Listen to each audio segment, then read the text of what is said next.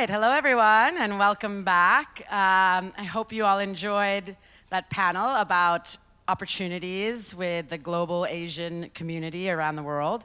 From there, we wanted to dive a little bit deeper in this workshop around touring opportunities in Asia.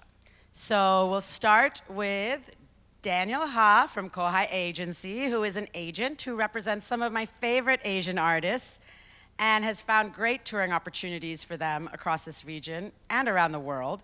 And then we're going to do a bit of a deeper dive into two very fast-growing, very exciting markets that everybody should have on their radar, which are Vietnam and India. Without further ado, I invite Daniel to the stage. All right, thank you, Priya, and thank you, Coca, for hosting MUCON. I'd like to start off by introducing our company. My company is called Kohai. We have several departments, which I'll get into, and we are based in North America.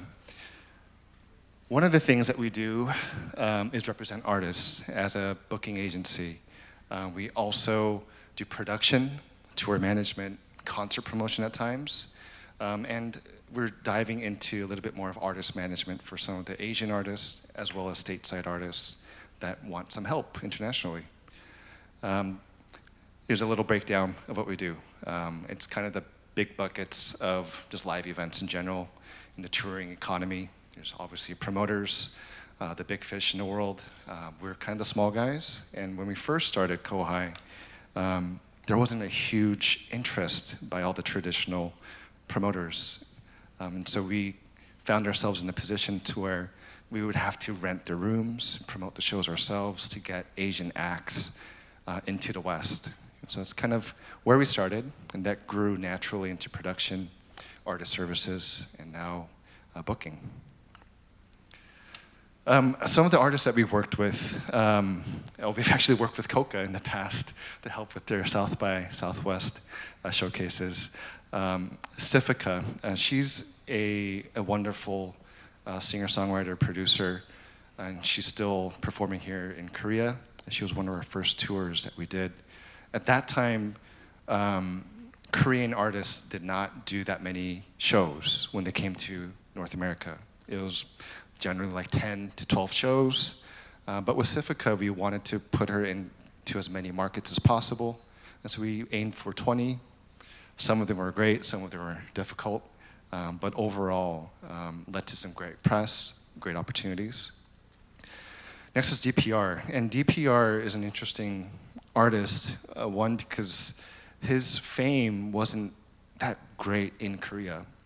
His popularity was definitely more international, much more global than it was domestically in Korea. So his tour was a bombshell.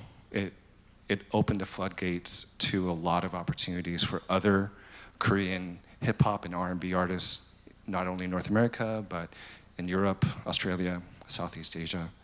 And I always point back to DPR when we talk about our company, Kohai, because we kind of coincide with their growth as well.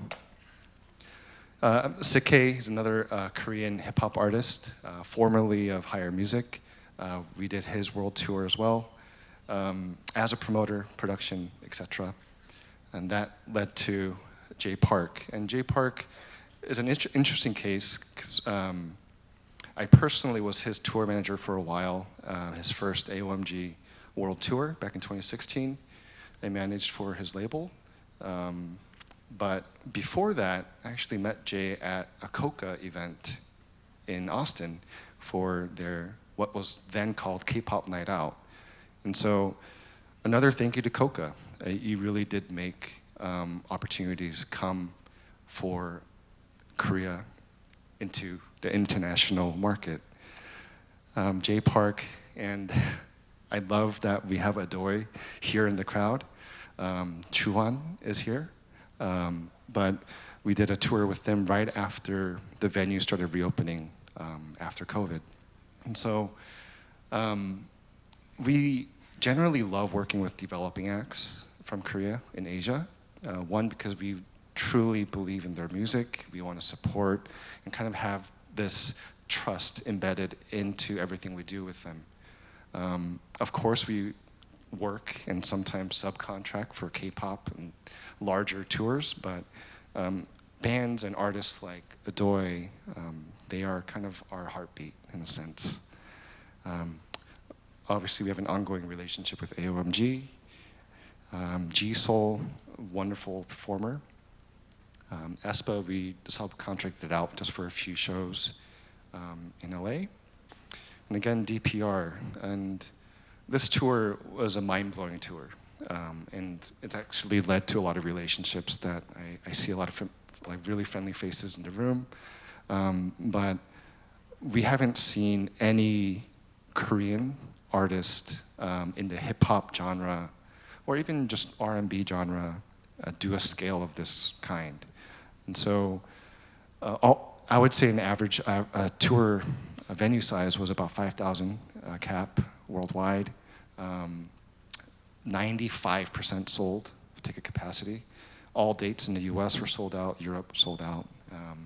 Some venues were halfway to arena size. So that's an anomaly, I would say. But it is a sign of the direction that the Korean market is heading. If you appeal and if you actually are investing as an artist your efforts into an international market, such as DPR, whether that means your songs are written in English, whether that means your music production is a little bit more palatable, I would say. It comes in various ways and forms, but DPR definitely is a great case study on how to be successful internationally as a Korean artist.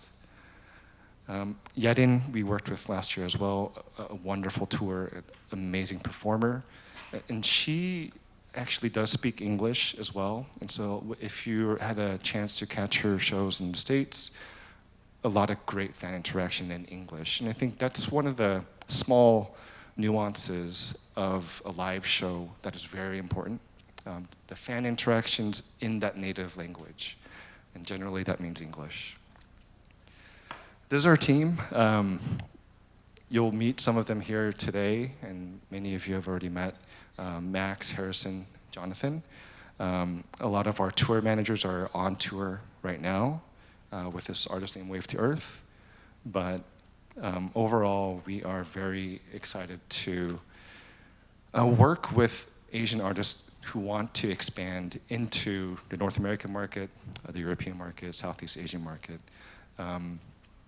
And to speak a little bit more directly to opportunities and how they can come, it's really, I don't want to give you a magic formula. There is no magic formula. It really comes down to your music.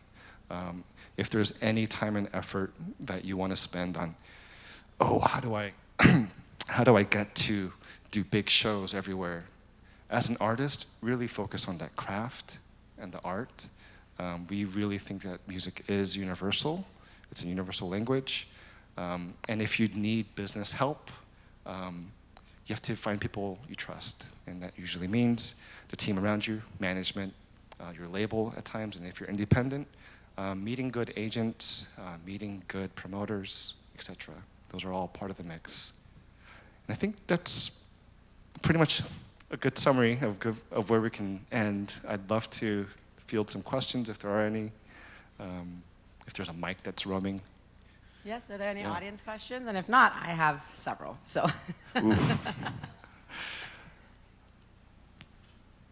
Any questions? Any questions in the audience? Oh, okay, great.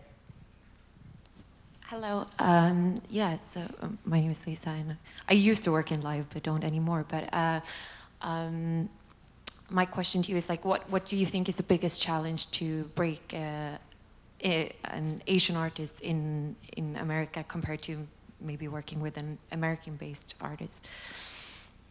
I'm sure you have some ideas on what that answer could be. Some of the biggest are, I would say, mismatched expectations. And that's true of any business endeavor, any relationship. But for an artist, when they have any sort of success domestically, whether that's a very successful concert, you kind of have like a implied expectation of, oh, that's how my shows will be from now on. And as an artist, as a label, you tend to expect that in North America. And I would say, no, you're starting from the ground floor in a new market, especially if the data supports that fact. If your numbers aren't as strong, you should not be expecting that sort of response. So I would say, yeah, it's a mental thing. Yeah. Great. Yeah. Great question, great answer. Anybody else?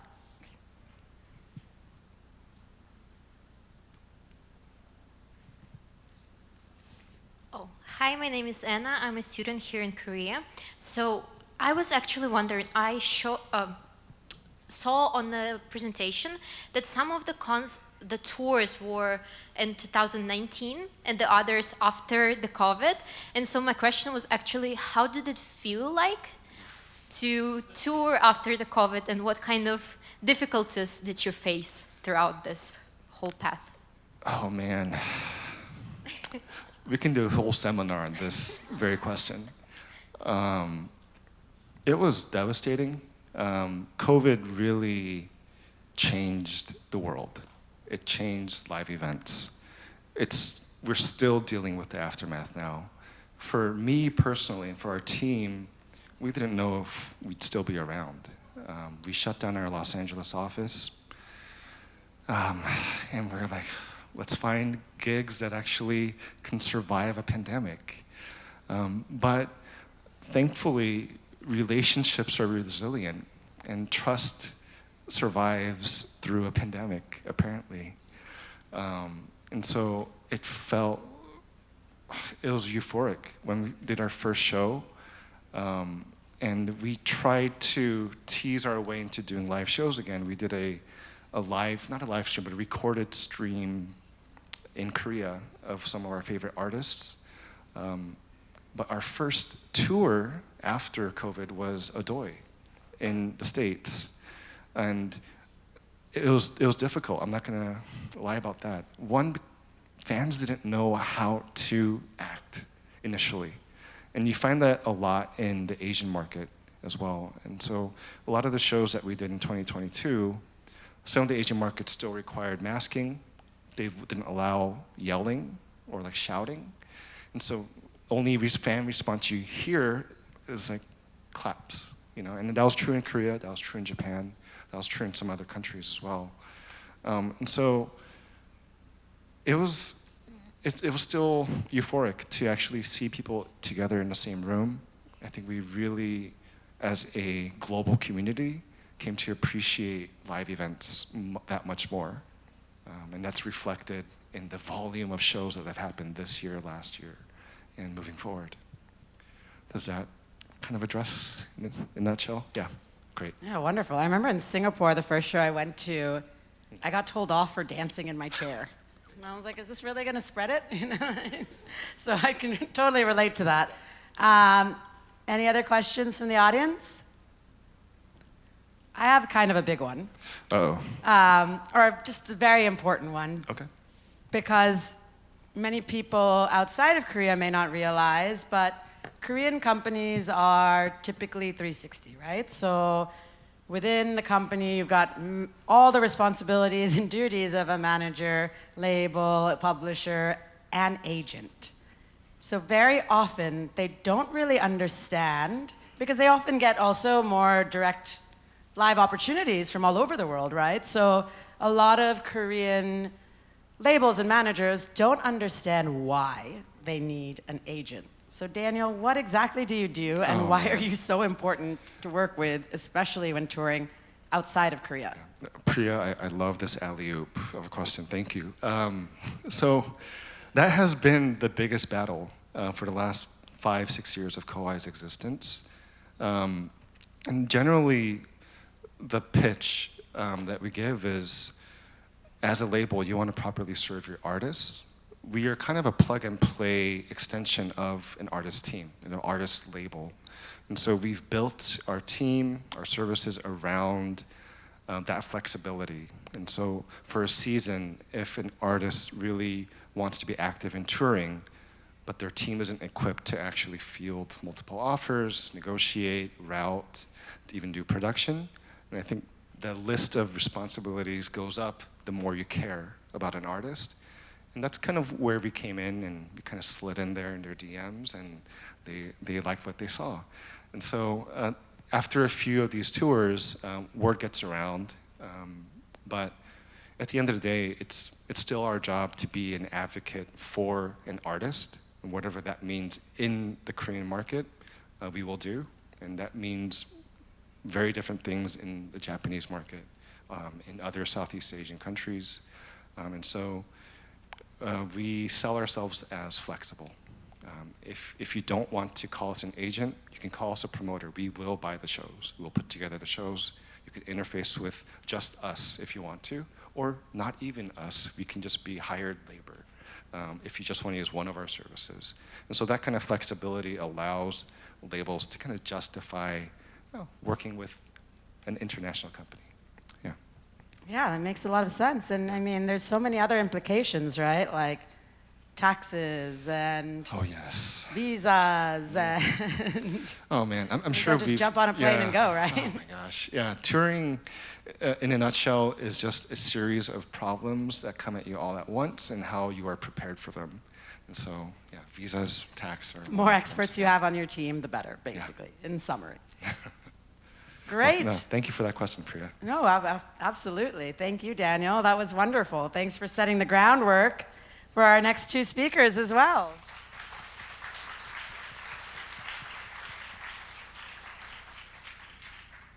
All right, so next up, we have Dong and Tia from Hot Panda Media in Vietnam. For many who don't know, Vietnam is one of the fastest growing music markets in Asia, actually in the world, and they are very bullish on Korean content. So without further ado, I will pass it on to you both. Do you want to take this mic as well? Hi, Priya. Thank you for the introduction. So my name is Dong, and here's Tia. We're from Hot Panda Media from Vietnam. And yeah, we're here to talk about touring opportunities in Vietnam and also how you can build your audience in Vietnam. So first of all, we can take a look at some stats to get a hold of the Vietnam music market in general. So Vietnam is projected to reach 100 million people in population this year, which I think is a massive number, and also means a lot of opportunities for any artists and labels to come into Vietnam. Although, if you look at this chart, we're just a little small pink dot up there. However, if you look at the other chart, Vietnam for the past 5 years has been leading in growth in the music market. And also our growth rate last year doubled the average Asian growth rate, which means that we're growing very fast. And there are lots of opportunities and things for us to do inside the country and as well as outside the country to get into Vietnam. And so now we're going to talk a little bit about the music landscape for Vietnam. The main music genres in Vietnam are still pop, ballads, and hip hop. So pop has always been around. Ballads has always been there as well because Vietnamese love melodies and stories and drama. And so ballad's always a good one. The newer generation right now are in love with hip hop. And secondary, well, the more niche genres, including indie pop, indie rock, rock music and EDM are on the rise and they're thriving in their own niche markets. About music cities, so the main cities in Vietnam would be Ho Chi Minh City and Hanoi. So Ho Chi Minh City is in the south of Vietnam, and Hanoi is a capital city in the north of Vietnam. And then the secondary cities are Da Nang, Vung Tau, Phu Quoc, and Nha Trang. So these are mostly tourist cities, and however, events are mainly depend on special occasions or branded concerts rather than being promoted by local promoters. And then another one is, here's a little bit more insights on the Vietnamese music audience, listening audience. So charts, the main charts you want to pay attention to would be the YouTube trending, the Billboard chart, and Spotify. And if you can look, well, I'm not sure if you can see it from this far, but most of the songs on this chart are either K-pop or Vietnamese songs. And you won't actually see a lot of Western songs. And the biggest platform, DSP in Vietnam, will be YouTube because it's easy and accessible. It is free. So people tend to use YouTube the most, even in the countryside. And that's also, but that doesn't mean, although this is only mainly you can see Vietnamese songs and Korean songs, however, that doesn't mean that your artist or your label cannot penetrate into Vietnam. And we're going to talk about some of the case studies. We'll talk about the big ones and also the small ones as well. So you can have an overall view of how these artists and labels penetrate into Vietnam. And Tia will tell you the next one. Thank you, Dong, for letting me introduce the biggest case. So recently we have the Blackpink World Tour in Hanoi, which has happened last month. And it is the first 2 nights ticketed event that ever happened in Vietnam with the audience of 60,000 plus audience. And it was also an unsponsored event, which is very rare for our industry because our concerts and festivals industry mainly depends on sponsor. And this one was unsponsored, so again, I think it's one off for the book. Yeah. And it set a huge milestone for the Vietnamese industry. The Hanoi tourism has gained major success from the Blackpink concerts alone. It has brought numerous benefits for the local businesses and the other industries, including travel and hospitalities, right? Remember that the air tickets to Hanoi had continually been sold out, despite being, it's sold out, but it was still trying to be bought by the consumers with a growth of 200% ticket price, right? Yeah. And everything happened in 1 month, which means that people are so ready. We did not know that people were so ready to be participated or to be in such an event like that. The tourism department estimated that the Blackpink Hanoi concert results in $26.5 million just only in that weekend alone. And I think that this is a major success story for the Vietnamese event industry. And it is only one case study, but we also have other success stories and also other meaningful connections, ways that Dong can share with you in the next slides. Yeah, so how do you build an audience in Vietnam? I'll talk to you through some of the case studies and then how they actually went about and targeting and then penetrating into Vietnam. So first of all, in the middle up there, you can see that there is collaboration with local artists and producers. So in that specific case study, Lucas Grime, he did a collaboration with a Vietnamese artist who has a similar in taste in music and genre of music. And it was promoted, and together they shared the fan bases, which grew Lucas Grime's fan base in Vietnam tremendously, as well as the Vu, the Vietnamese artist, internationally. Together, the song they sang was a cover of Lucas Grime's Happy For You, and Vu wrote and sang the second verse of the song. And then together they sang the rest of the song. And that resulted in tens of millions of views and streams across all platforms. And it also charted in Vietnam as well. Second way it would be TikTok remixes. So actually one of the Vietnamese artists, Phao, she had a song and it was remixed and put up on TikTok and YouTube. TikTok is one of the fastest growing social media platforms in Vietnam and in the world. And that resulted in that remix alone having 60 million streams on Spotify and around 500 million views on YouTube. Third is relevance in the local scene. So in this picture, this is Wukong. He is a Singaporean DJ and producer. And since his debut at 1900, one of Vietnam's biggest clubs, which Tia is also a shareholder of, he had a lot of localized kind of social media campaigns. And that pushed him into appearing on TV appearances, game shows, and all that. And that skyrocketed his relevance in the scene and resulted in him having multiple shows every month, also 3-4 times his original fees. Not just in Vietnam. Not just in Vietnam, It's but been also booming in regionally Asia, in I Southeast think. Asia. So Thailand, Singapore, Malaysia. I'm sure he's touring around Southeast Asia right now somewhere. And yeah, and also Tio was also one of the person to push him on stage really to get him to play because he didn't want to perform. I think But- I did. Yeah, exactly. You go on there. And the last point I wanted to make was also to don't be afraid to invest into the first show because many will follow. So people are afraid of going into Vietnam and start to do the first show or to get in touch with people. But you know, one of the cases is Hyun from Girls' Generation. We actually had her first show in Vietnam ever as a DJ last year. And from there, it actually grew so fast, our popularity. There were hundreds of fans waiting at the airport. And also, it ended up getting her 4 or 5 more shows within the next 3 or 4 months.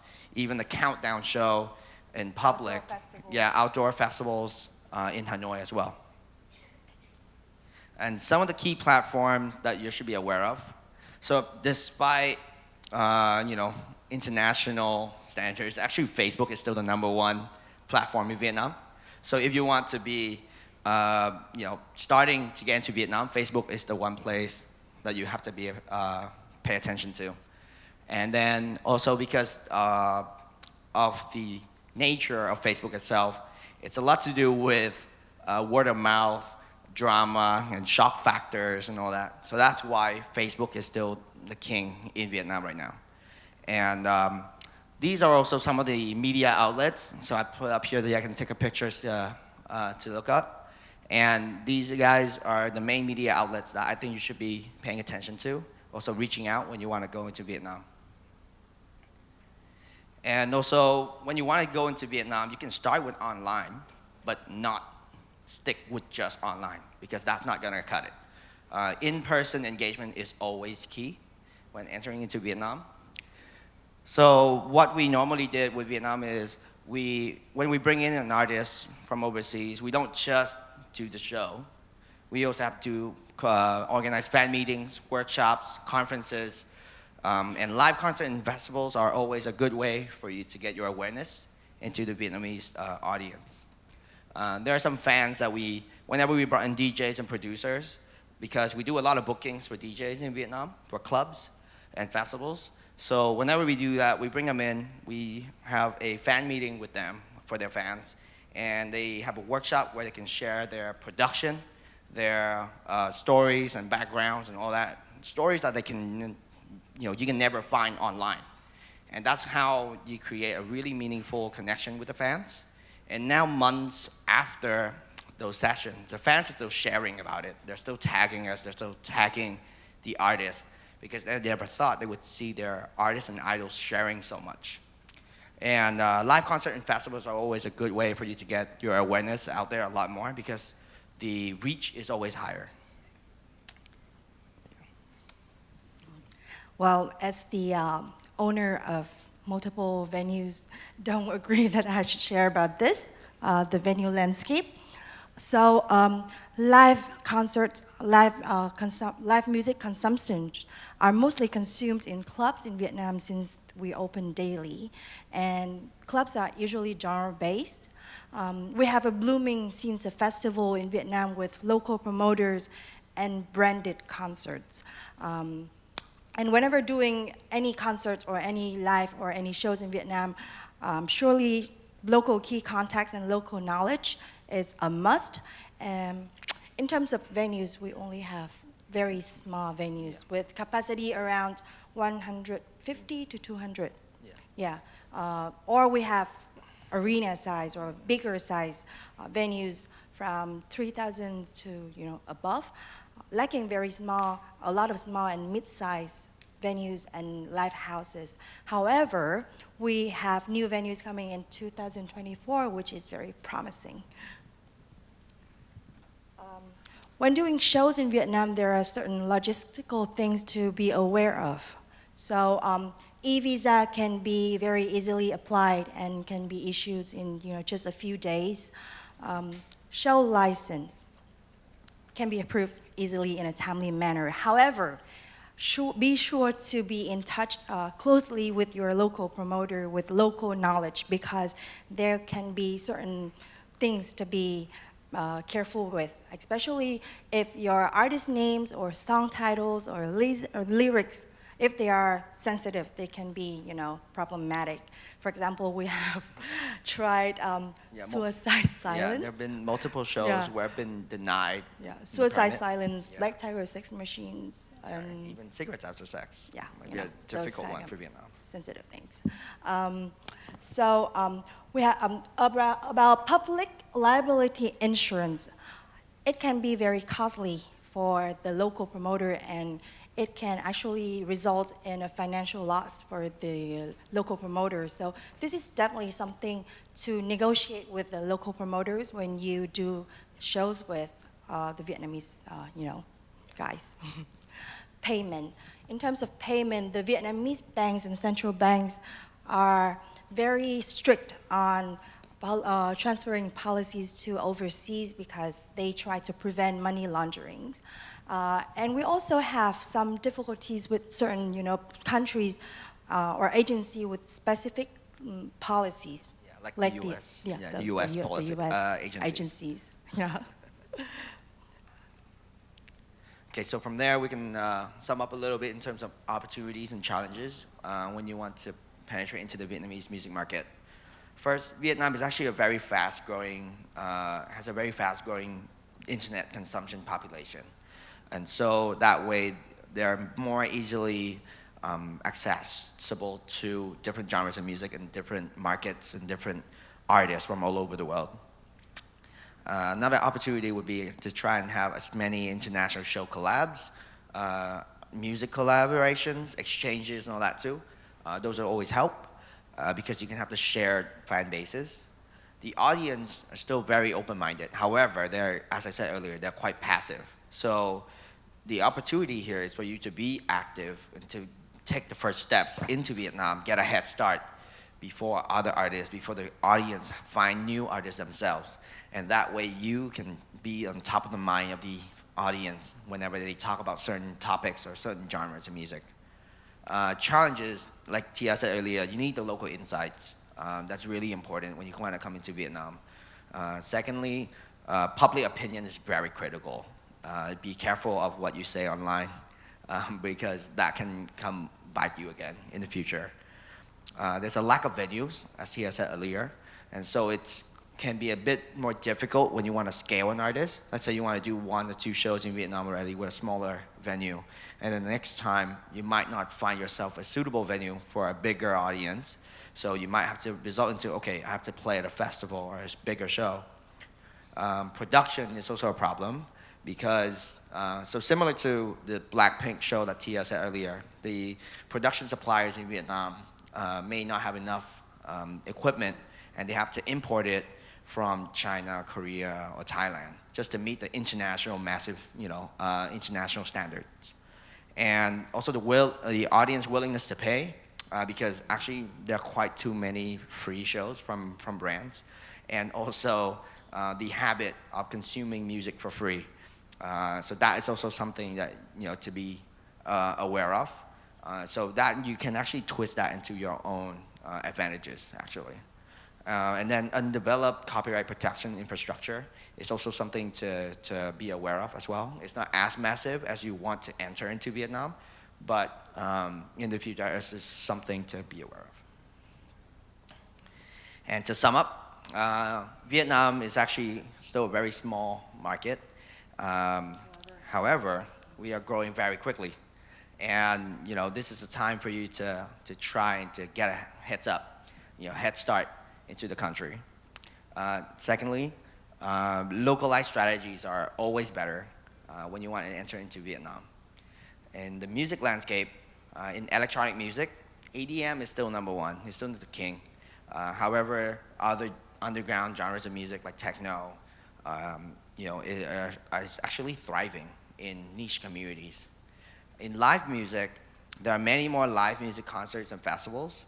However, local promoters are actually quite careful with international acts because due to untested audience and other logistical, problems that we may face when working with international artists in Vietnam.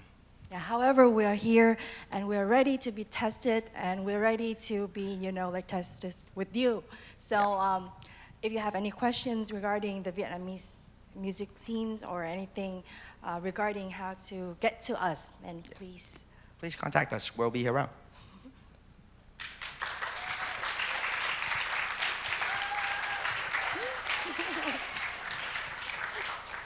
Wonderful. Thank you, Dong and Tia. Before you step down, does anybody have any questions about the Vietnamese music market for these two? I actually wanted to touch into the payment side of things a little bit more, just because I know what a big issue it is, and it can be a shame as a deterrent to get artists into the market.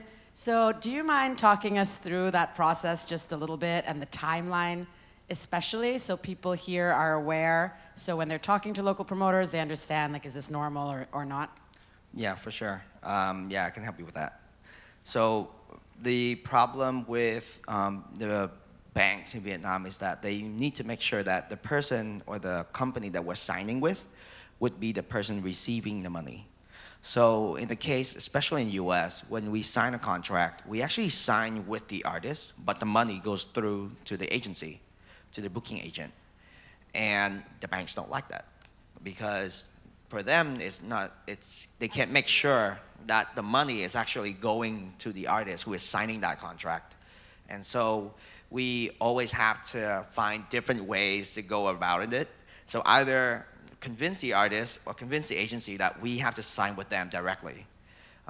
Or we have to go a different route, would be to sign with a different company outside of Vietnam who is down to sign directly with us, and then from there, go to the artist or the agency. And so that way it goes a whole loop of communications, and it takes such a long time. And Not to mention bank fees and transfer fees. Exactly. And, then commission fees on top and all that too. Yeah. So. Definitely a pain in the ass. Yeah, so just to clarify that point though, right? So the banks look at the agreement and see that you're bringing in an artist, and that's the artist's name. But actually the contract is with this representative of the artist, their booking agent. And as we heard yesterday, I believe, it's very common for booking agents and artists not to have agreements in place. So that link is the link that is difficult for you to prove, right? Does this person actually represent this artist? So very often, promoters will require proof that a booking agent actually represents this artist. Yeah. Which can be the touchy thing, right? Yes. Because I assume booking agents say, like, oh, we don't have a contract, da-da-da-da. Yeah. So if you really want to enter the market, be prepared to sign even a simple, like, one-page, I represent this artist, or this agent represents me. Am I understanding that correctly? Yes. Is that the solution for this? Yeah, that is true. But sometimes that message doesn't even get to the artist because we only get to talk to the agents. And so... Especially the bigger agents. Yeah, especially the bigger agencies. And so we were like, okay, hey, we just need you to sign this one piece of paper. Our legal teams do not approve. Yeah, and they would say, oh yeah, our legal teams don't approve. But the point is, but if you want to show, that's just the one piece of paper you have to sign. It's not even anything outside of the agreement that they already have. So. Yes, amazing, incredible, very, very useful information. Thank you guys so much. Thank you, Priya. All right, from a small, very fast-growing market to a massive market that nobody really seems to be paying as much attention to as I think they should, which is why we've invited Tej from India to join us. Check, check. Hello. Hey guys, my name is Tej Brar, and I am the head of festivals for Nodwin Gaming. Just want to say hi to everyone, or should I say namaste, to get things kicked off and started. My presentation is gonna be pretty straightforward. I'm just gonna talk about the market, then I'm gonna talk about opportunities, and then I'm gonna talk about what we do as a company. So I hope you guys like it. Real quick, here's a snapshot of where we're at in India. 47% of our population is below the age of 25. English is a national language in India, unlike the Chinese market. We currently have 200 million English speakers in India right now, making us the second largest English-speaking nation in the world, second only to the US. Today, let's talk about digital. There's about 760 million smartphone users in India. In the next 5 years, that number is going to go up to about 900 million, which is about 4 times the population of the US. Just to give us some idea of the kind of scale and numbers that we're talking about. India has some of the cheapest data rates anywhere in the world, with our telecom providers giving out free data when you sign up for their services and get a phone number from them, including subscription packages. So what does this mean? So we have a young population that speaks English and is connected to the internet in a snapshot. Here's the most used platforms in India. YouTube is #1. We are actually the biggest market for YouTube in the entire world, is the Indian market. We are the biggest consumers of YouTube in the entire world. Very similar to our friends from Vietnam, Facebook is still widely used. And Instagram, the reason we put Instagram here, because as you can see, the numbers are significantly lower. That's actually where the young folks are talking and where the young population is kind of engaging with their favorite artists. Now, here's the opportunity. India is really discovering Korean talent. K-pop has actually emerged as the biggest discovery trend amongst Indian youth from age 18 to 24. In fact, there are 2 Indian artists currently in K-pop groups. There's Sri Lanka, who's in Black Swan, and there's Arya, who's just joined, I think it's XIN, I don't know how to say that exactly, but I think it's safe to say that the relationship between India and Korea is at a very nascent stage, and this is an incredible opportunity for us to be here participating with you guys and understanding what the opportunities might be moving forward for both of our countries to collaborate. India is also ranked 2nd in the countries with the most listeners of Korean artists. So last year, in fact earlier this year, Priya was there with us in India. We had Jackson Wang perform at Lollapalooza in India, which did its debut edition in January. But we haven't had the big boys down yet. BTS has not visited India yet. Blackpink has not visited India yet. The opportunity is absolutely immense. And Daniel will talk about DPR later, but we'd love to do that show as well. So here's the live market right now. The numbers that you're looking at on here, I want you to just keep in mind that this is pure ticketing data. This does not keep in mind F&B sales. It does not keep in mind any merchandise. It does not keep in mind any hotels, none of that. Obviously, we had the very unfortunate dip during COVID, which I think we've touched on already. But suffice to say, for us as well, it was hugely disadvantageous to our growth as a country and as an industry, but we have bounced back quite well. And in fact, just the pure volume of events that are happening in India right now is pretty phenomenal and pretty incredible. So here's what it looks like touring in India. India is a massive country. It is not like Europe, where it is like jump in a van and drive to your next gig or take a train. You're going to have to fly for the most part across India. The good part is that we have pretty amazing connectivity with all of our flights. There's an airport pretty much anywhere that you would want to go and tour. We've got the third largest domestic aviation market in the world, so air connectivity is really not an issue at all. And we do have Uber and what have you for the markets that you can tour within the city. So examples of that would be if you play a gig in Delhi, which is, of course, the capital of the country, then you might want to look at doing another gig in Jaipur in Rajasthan or Chandigarh or places which are between 4 to 6 hours drive. Another good example is if you play in Mumbai, you might want to play a show in Pune, which is a 3.5, 4 hour drive away from Mumbai. Now, to touch on the earlier point about us being young, English speaking, and connected to the internet, what's the other factor that matters? There's money to spend. This is the average disposable income that the youth population has in India. This is across a year, of course, but what that means is that they have to choose where to spend this money, right? So the better entertainment offerings that we can give them, both domestically as well as with international touring artists, the higher likelihood is that they're going to spend in live as opposed to a Netflix subscription, XYZ, what have you, other forms of entertainment. One other thing I want to touch on this slide is that, as you can see, these are like 4 cities that we've highlighted. So about 8 to 10 years ago, if you did a national tour in India, you would typically hit these 4 markets. You would do Delhi, you would do Mumbai, Bangalore, and Hyderabad.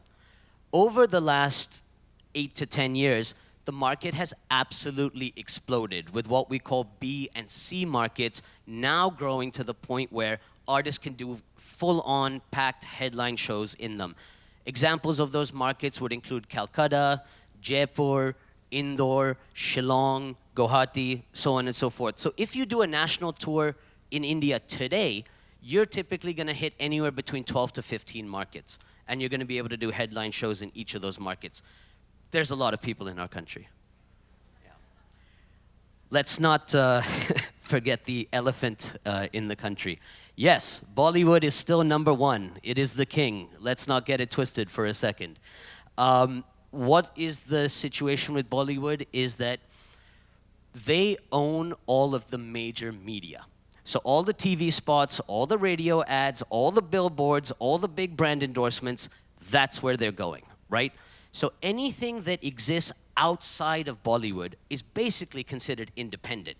So that would be Indian hip hop, Punjabi music, Indian pop, dance, electronic music, all of that. Even regional stuff like Tamil music and Malayali music would be considered independent because it exists outside of this behemoth of Bollywood, right? What has happened is that, I guess similar to Vietnam as well, is that hip-hop has absolutely exploded. It's gone totally bonkers in India. Now you've got Indian rappers trying to sell you everything from tires to toothpaste, you know? And it's really become the main trend of how people are advertising to the youth, you know? With it being said, Bollywood artists are finding a new audience in the independent audience and in the youth audience. They have typically been majorly a content play, people who are soundtracking movies, people whose songs become very popular, but you might not actually see that playback singer live ever or be able to perform that song live. But because the youth audience has been getting so into live experiences and live gigs and going to festivals, we have actually had the ability to invite a lot of Bollywood artists to come to us as opposed to us going to them, which I think is quite a sizable shift in the industry. Right, venues. We have a very similar problem to Vietnam. We have small venues pretty much across the country, but that 1,000 to 3,000 cap outdoor venue or even a super club, they're few and far between. Yeah, there's a couple of them across the country, but really not as many to sustain an industry that's growing as fast as ours is, right? Large-scale venues are there, sports stadiums, cultural centers, what have you. Now, here's the problem. The government owns all of them. So if you want to do anything in a big format stadium or outdoor venue, you're going to need about 18 different licenses from a variety of different government organizations in order to even be able to put a deposit on the venue, let alone sell it out, right? So it's been an uphill battle for sure. But with that being said, we have had some massive shows come down. Katy Perry's been down, Justin Bieber, U2, Wiz Khalifa, and we're seeing that increase more frequently, and it's becoming actually kind of a stop on international tours, which has been really encouraging, you know, as a promoter in the market to see that international agents are actually looking at India as a viable touring market. A word of caution, though. There are a lot of bad offers that go out of the Indian market. There's too many kids with too much of their dad's money who are making offers to agents that they have no intention of ever fulfilling. So if you get an offer from India, please check with somebody there. Please check their legitimacy. Please check how long they have been doing this for. Please check who's backing the company. Check where the funding is coming from. I can't stress that enough because I've seen too many offers go out and too many tours fall through as a result of this. Festivals. The festival landscape is growing rapidly in India. There's smaller scale festivals, 2,000, 3,000 people, Sauce Festival, HG Street, Little Flea. There's some mid-sized festivals. We're talking between 7 to 10K here. Echoes of Earth Festival, Magnetic Fields, Space Jams. And then there's the large format festivals. The first big format, multi-genre international festival that we've had come down is Lollapalooza. They debuted this year in January in Mumbai, did about 40,000 people a day. It was massive, headlined by The Strokes, Imagine Dragons. They also had Diplo, you know, what have you. VH1 Supersonic is put on by Viacom, also a very sizable festival. Zomaland and Sunburn. These festivals typically do anywhere between 20,000 to 40,000 people a day. So there's a pretty good variety to choose from if you're a young person in India wanting to go out. Right, here's some of the stuff that we do. We work a lot with Red Bull. The Red Bull Tour Bus is a property that we're very proud of. It's a global touring property that Red Bull has launched in a variety of different markets across the world. We've had the absolute privilege of producing programming and promoting the Red Bull Tour Bus across India for over 10 years now. This year, we're going to do a really awesome show because we've built a new Red Bull Tour Bus. So we're going to do a two-stage show with the old bus on one side and the new bus on one side, and we're going to alternate between them, a kind of a symbolic passing of the baton, so to speak, from the old bus to the new bus. So Red Bull have been absolutely fantastic partners of ours. We produce a lot of other stuff for Red Bull as well. We produce Red Bull BC1, which is their their hip-hop breaking competition. We produce Red Bull Dance Your Style, which is their open format dance competition as well. And there's 2 other Red Bull properties that we'll be launching later this year. Here's something that we do in the hip-hop space. We're quite deeply embedded in the hip-hop culture in India. Like I mentioned, we do Red Bull BC1. Here is something that we did with our partners at Breezer. We work a lot with Bacardi as well. Breezer wanted to launch a homegrown dance hip-hop breaking competition, and we've been very proud to produce this for the last 6 years. And now we are kind of pivoting this this format a little bit. Because of the popularity of hip-hop, this is going to move more into an open concert kind of format with dance being the baseline, but we're looking forward to hosting some big international headliners under this banner as well. Here's the big boy. This is called Bacardi NH7 Weekender, which is the oldest and biggest multi-genre festival in the country. We launched in 2010. I have personally been with the festival since 2011, starting as an unpaid volunteer, and today I'm very proud to be the festival director of this festival. It's taken a long time, but thanks, guys. This is our baby, and we've been able to host a lot of incredible international talent under this banner and a very wide variety of music. We've had Mark Ronson, we've had Flying Lotus that Priya, of course, helped us with, Subtract, Opeth, Megadeth, Codaline, you name it. So this year, the festival is going to take place in Pune, which has been our home city since 2010. It's December 1st, 2nd, and 3rd. So I still have a couple of slots open on the lineup. So if anybody wants to pitch, let's have a chat. Yeah, we do about 25,000 people a day, and we'll do about 75K over the weekend. It's 5 different stages, and we're very excited to do our first big boy festival post-COVID. So we've been taking baby steps kind of since then. Last year we only had 3 internationals on the lineup. This year we have 14, and we're really looking forward to going full flex this year. So that's the end of my formal presentation. But I just wanted to also mention that this panel was largely around live touring and the live market. We also do a lot of work in content creation. We also do a lot of work in gaming and esports. In fact, that's probably worth mentioning. I do work for a gaming company, and you're probably wondering, why does a gaming company do all of this stuff in live music?